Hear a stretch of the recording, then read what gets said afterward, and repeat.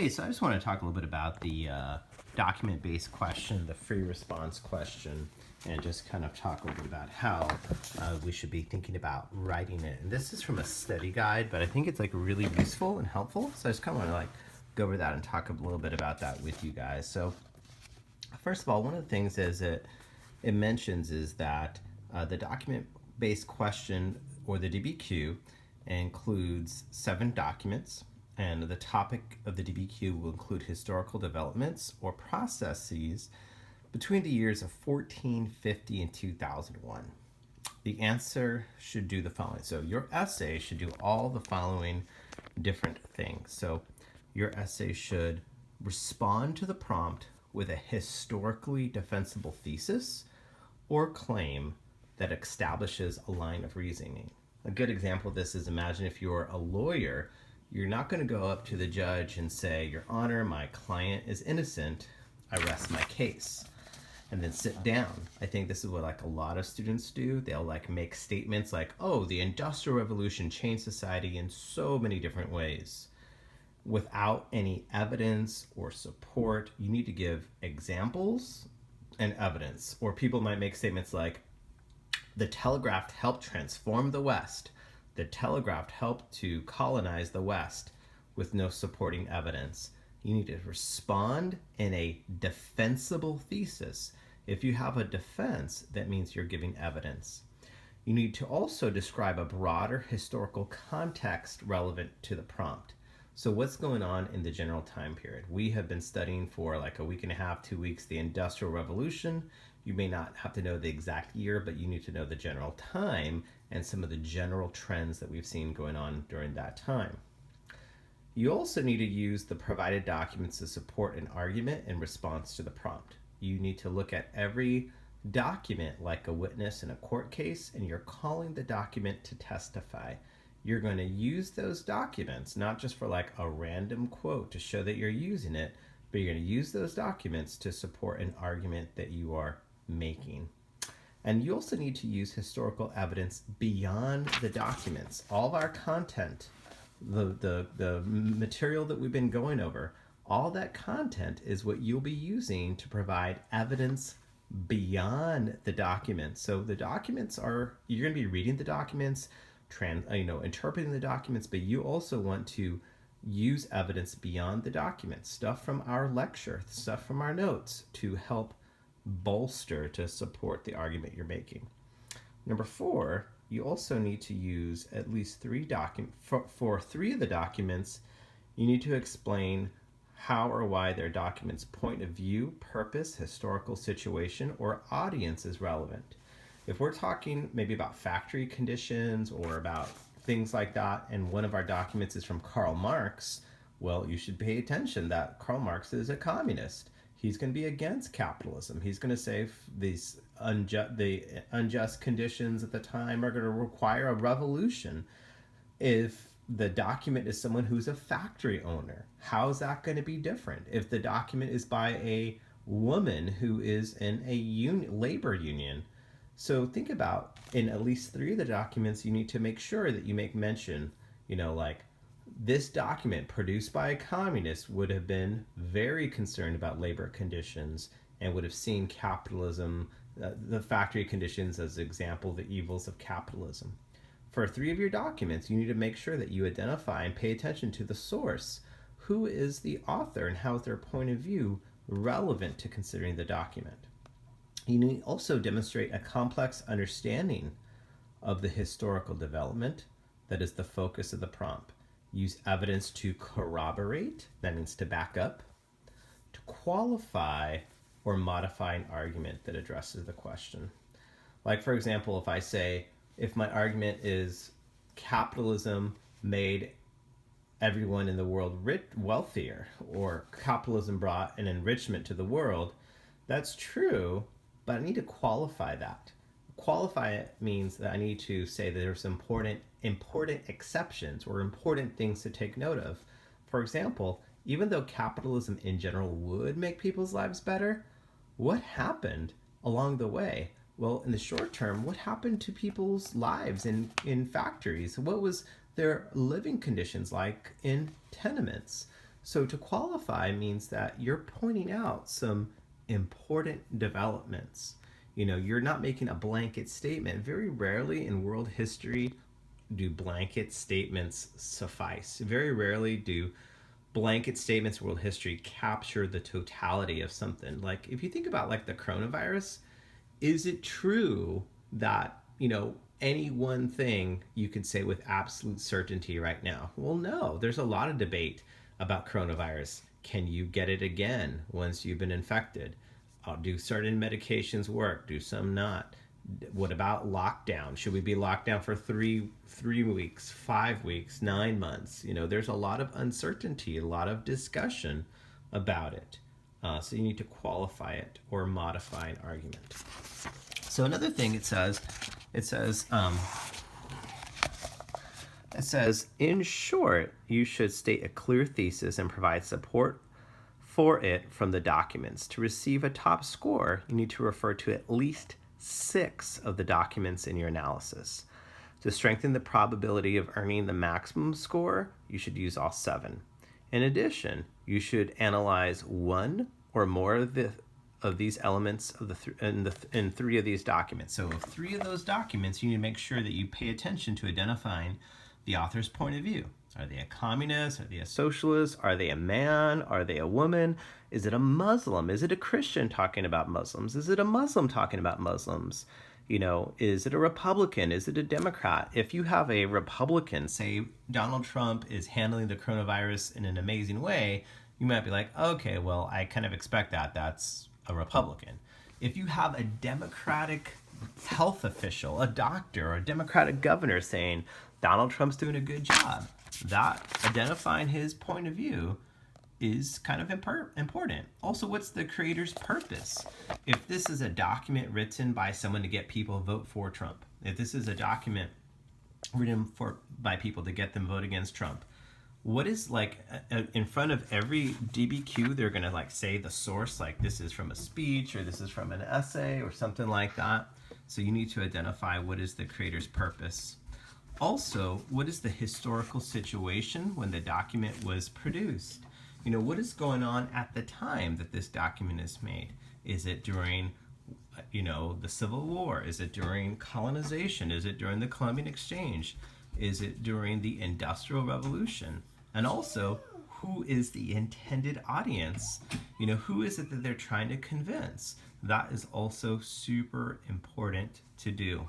Now it says, some teachers refer to this analysis as quote-unquote sourcing the document. What's the source? Is this document like a speech given to politicians?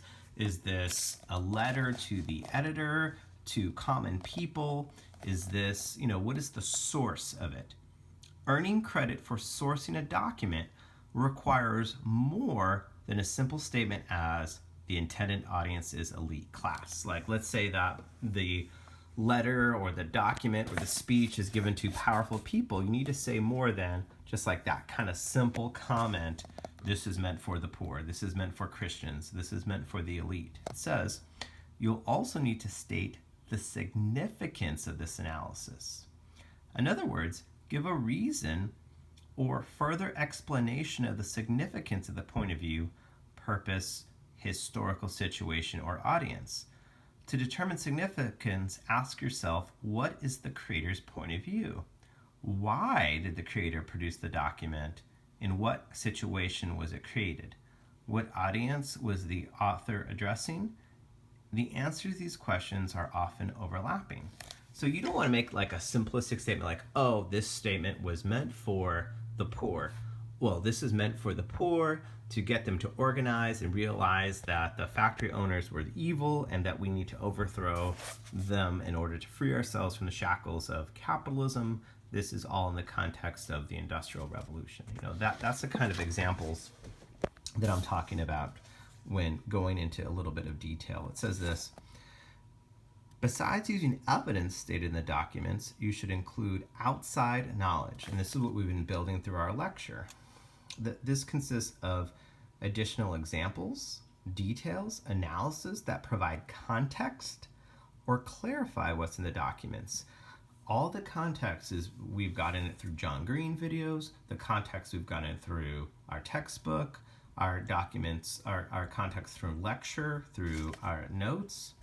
This is going to provide context and clarify what's in the documents.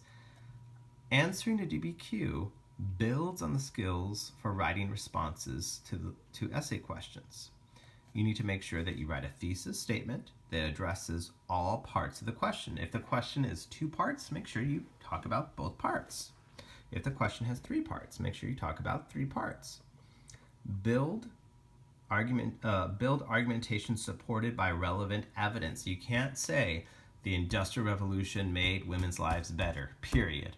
You have to give me evidence. You can't say the Industrial Revolution hurt women in Peru, period. You have to give me evidence. You can't say my client is innocent, I rest my case. You can't say the telegraph helped America colonize the West, period. Use historical thinking skills targeted in the question and use the evidence in a compelling way. The most important difference between a DBQ and another essay is the DBQ response should refer to specific sources to support the argument. A common mistake writers make in answering a DBQ is to write little more than a description. We don't want you to say, okay, well, here's 7 documents. Document 1 says this. Document 2 says this. Document 3, I'm not asking you to do that. If you were a lawyer, you wouldn't say, client 1 saw this. Client 2 saw this. Client 3 saw that. You want to actually take all the things that they saw and experienced and put it together to make an argument. It says the order of the documents in DBQ should not control the organization of the essay. So you may not want to you might want to look at patterns for how to organize them. You might want to look for, well, what are some similarities between them, and use those similarities to organize your essay. Let me give you an example. So I've got these toys here, right? And these toys are all kinds of different toys, right? Well, if I'm going to write an essay about these toys, it might make sense to talk about Iron Man, to Captain America, to, to Frodo Baggins, to all these different guys. What I might want to do is take these documents and rearrange them. I've got James Harden here. James Harden, well, he is a sports source. He's an athlete. So I'm going to keep him in a group of athletic things. We have 11 from Stranger Things. She's going to be her own group. We have Marvel. We have Marvel. We have Marvel. Ready Player One. This is, I guess I've only seen this like one time ever. So Ready Player One's on its own. Lord of the Rings, this is a movie on its own. Marvel. So we have now a group of Marvel toys. Marvel. That's one group. We have an athlete group. We have a Stranger Things group. And we have a Lord of the Rings and a Ready Player One. So I've reorganized. I'm not just going to write about these toys just based on, their natural appearance. I'm going to reorganize it in the same way. You need to look at your documents, find a group, and then maybe paragraph 1 is going to be looking at documents 4, 6, and 7 because they have something in common. Paragraph 2 is going to look at documents 1, 6, and 7 or whatever because they have something else in common. So you want to think about how can you group your documents. It says, in a strong essay, a writer groups pieces of evidence from the documents that relate to each other. However, grouping requires more than simply placing related evidence within the same paragraph. It requires seeing commonalities and contradictions in the evidence. For example, if you have an essay from Karl Marx and an essay from Adam Smith, they're going to say 2 different things about capitalism. So you need to recognize that there's different points of view, that people are going to be talking about the same issue. Someone's going to say Islam's the best thing ever to happen to women. Someone else is going to say Islam is like the worst thing ever happened to women. And then you need to figure out how to make an argument based on that.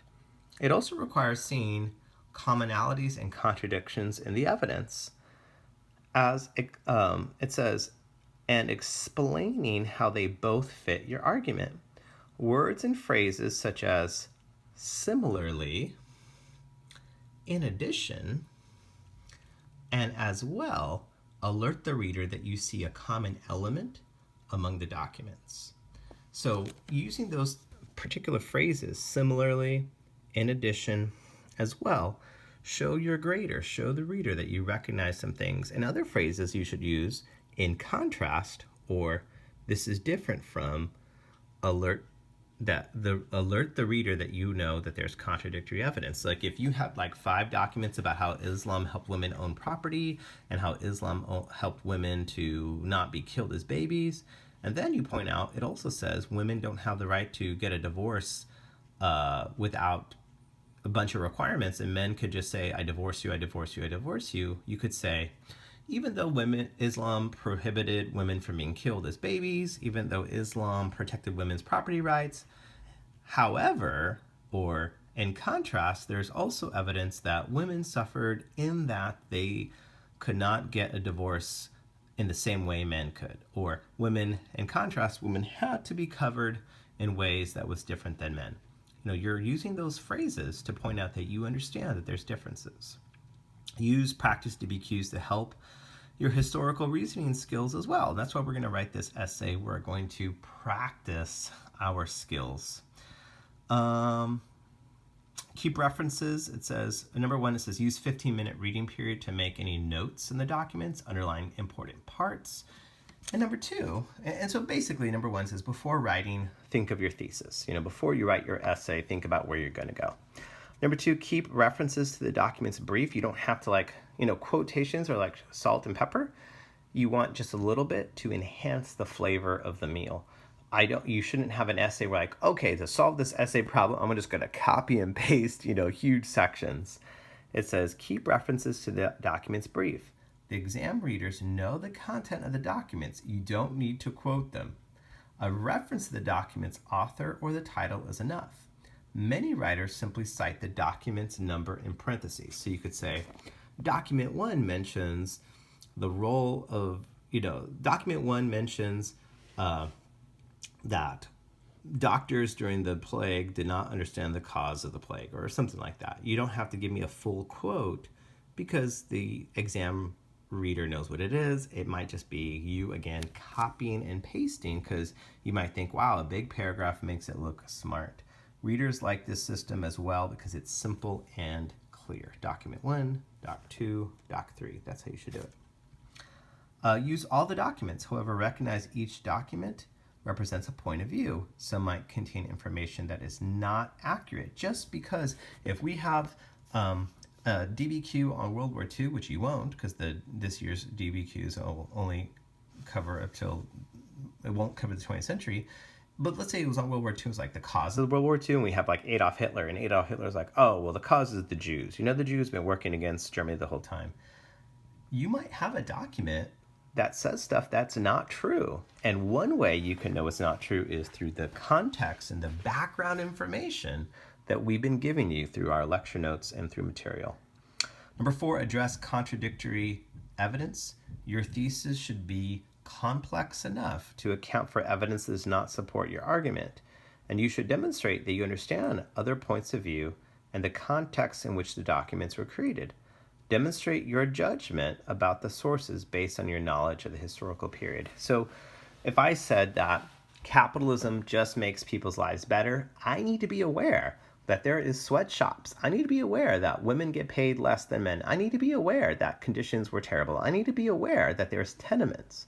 And then I need to address those concerns in a way where I recognize them and at the same time, don't just recognize them, but deal with them and show how I overcome it.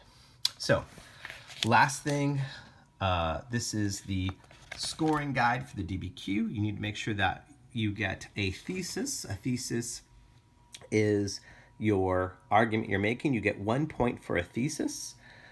You get a point for making a historically defensible claim that establishes a line of reasoning and does not merely restate it. You don't just say, a lot of kids I'm going to write an essay, I'm just going to restate the question.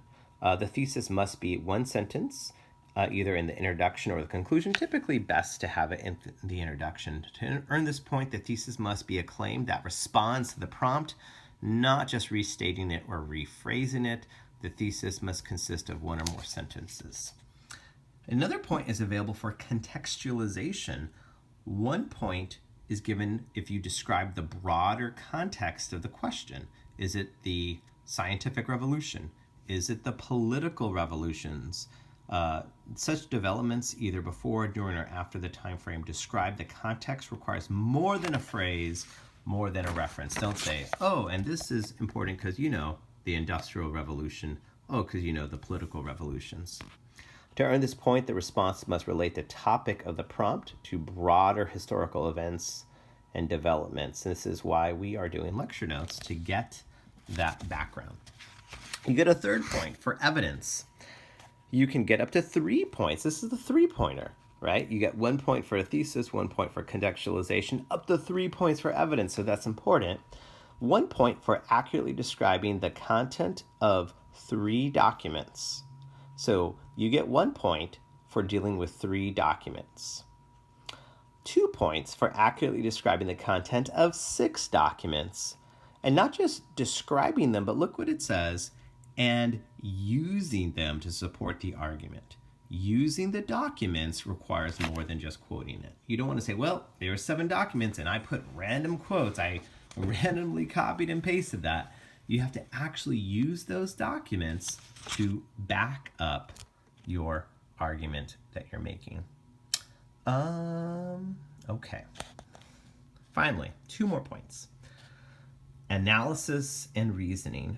1 point for using at least 3 documents to explain how or why the document's point of view, purpose, historical situation, and or audience is relevant. For example, let's say it's talking about Islam and the author is saying how Islam improved women's rights. What if there was a document that said Islam improved women's rights and it was from a Christian?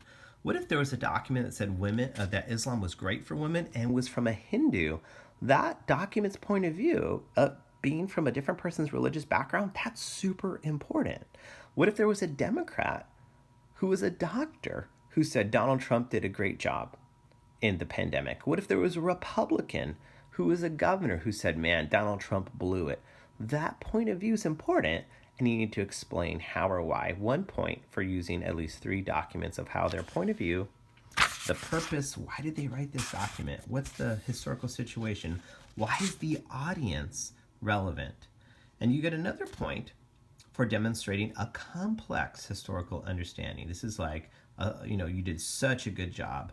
This can include analyzing more than one cause, really detailing similarities and differences, talking about continuities and changes, and or the diversity of the evidence that corroborates, qualifies, or modifies. So you're just like, in other words, going above and beyond. So 1 point for thesis, 1 point for context, up to 3 points for evidence, and up to 2 points for analysis and reasoning. So 1, that's 2 points, that's 5. A 7 is a perfect score.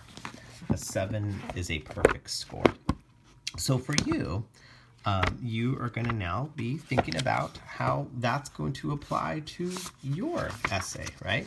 We've been talking about industrialization. You're going to be using that to be thinking about your question, which is, using the documents and your knowledge of world history, evaluate the extent to which the roles of women in Japan and Argentina were similar or different from 1850 to 1920. So we are going to go a little bit to the 1900s, but you're not going to talk anything outside of 1920. Don't talk to me about the 60s. Don't talk about anything like that. Also, don't talk to me primarily about anything before 1850. Don't tell me about the Revolutionary War. Don't tell me about the French Revolution. Anything like that. Pay attention to the years. Pay attention to the countries. You're evaluating the extent to which the roles of women in Japan and Argentina were similar or different. So maybe you want to make sure you're kind of thinking about that. Document 1, pay attention. It's about Japanese customs, but look who authored it. Is that important? Is that a Japanese person? Is that a white person? Look at document 2. This is This is, it appears to be from like like an academic journal or something like that. So, and it just gives you percents, thinking about the percents of kids going to school in Japan. Document 3 is interesting because look who wrote document 3. It is a minister in the Japanese government. That's kind of important, right? And it was given as a speech in 1907. So think about who wrote that document. Document 4, think about the source of document 4 and how the person's job is important. Document 5 is just statistics. Now going to Argentina. Look at document 6. This is, who's the author? Is that a man? Is that a woman? Look at document 7. And really important, look at that. They are writing in response to Josephina. I think this last document was document 6 with Josephina. So it looks like 7 is directly responding to 6. Do they agree? Do they disagree? There's only one way to know, by you going over that. So on Monday, spend 45 minutes writing that essay. Use the rubric. I'll post a picture of the rubric as well. Good luck. Look forward to seeing it. Good work. Look forward to seeing original content. We shouldn't have 100 people's essays all looking and sounding the same. Thanks. Bye.